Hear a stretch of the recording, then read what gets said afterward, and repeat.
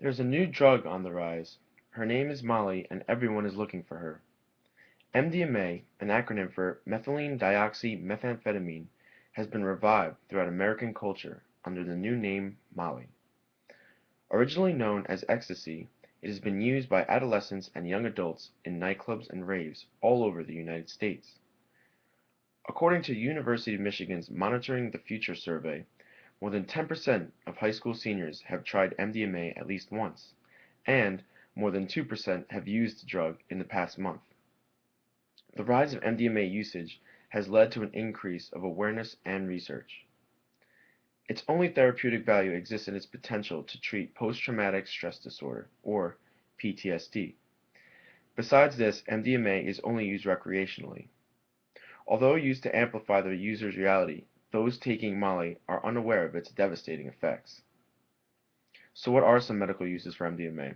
There's only one. Studies show that the illegal drug reduces PTSD symptoms.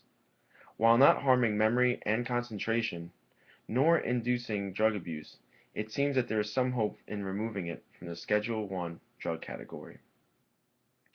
Besides this, there is relatively no medical usage, making MDMA an illegal street drug. It is generally sold as a tablet or capsule at the average retail price of $20 to $30 per dose, making it quite attractive and accessible to younger users. Despite Molly's typical use today as a recreational drug, it was originally intended as an appetite suppressant when German scientists synthesized it in 1912. It became available on the streets as an illegal drug in the 1980s, introducing itself to the youth of America. At the dawn of the 21st century, MDMA made a strong movement into the young affluent white community. It was most often distributed at late-night parties, raves, nightclubs, and concerts. It acted as a stimulant and psychedelic, producing an energizing effect, as well as creating distortions in time and perception. MDMA does this by increasing the activity of the three neurotransmitters, serotonin, dopamine, and norepinephrine. The emotional and prosocial feelings that occur are caused by the large release of serotonin. It also is responsible for the feeling of empathy and closeness because it triggers the release of hormones oxytocin and vasopressin. Regardless of its stimulating effects, MDMA does have some drawbacks. The surge of neurotransmitters causes them to deplete, causing negative after effects.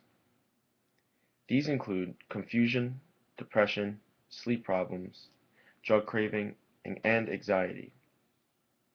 Physical effects include muscle tension, involuntary teeth clenching, nausea, blurred vision, faintness, or chills and sweating.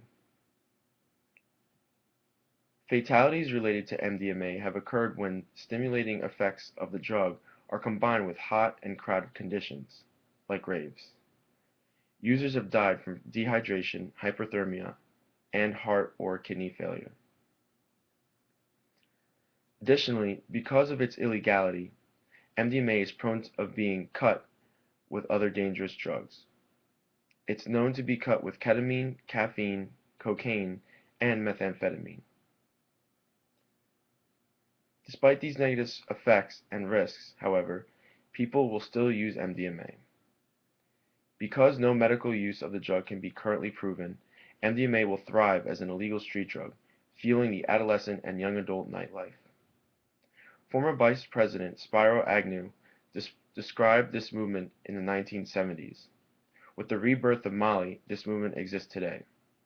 And I quote, "The young, and by this I do not mean by any stretch of the imagination all the young, but I am talking about those who claim to speak for the young, at the zenith of physical power and sensitivity, overwhelm themselves with drugs and artificial stimulants.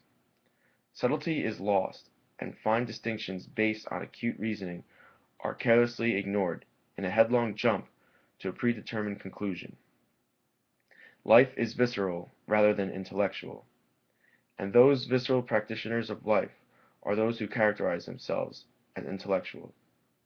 Thank you for watching, and have a good night.